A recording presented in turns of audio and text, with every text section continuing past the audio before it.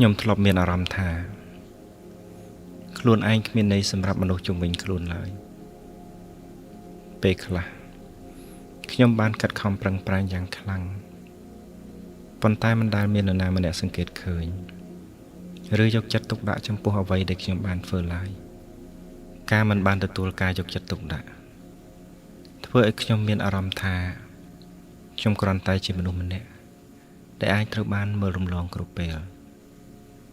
លើសពីនេះខ្ញុំក៏មិនបានទទួលការឲ្យតម្លៃពីអ្នកដទៃផងដែរ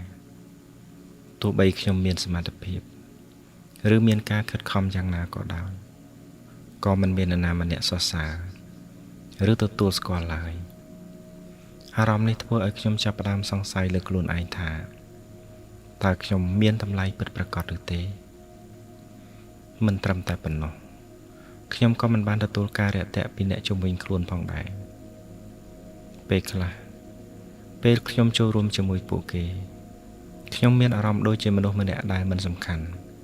មិនមាននរណាម្នាក់ចង់និយាយជាមួយឬស្វាគមន៍ខ្ញុំឡើយប៉ុន្តែ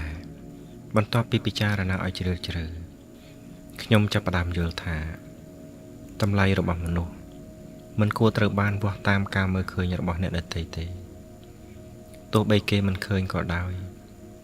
ខ្ញុំក៏នៅតែមានតម្លៃក្នុងខ្លួនរបស់ខ្ញុំដូច្នេះខ្ញុំត្រូវរៀនស្រឡាញ់ខ្លួនឯងជឿជាក់លើខ្លួនឯង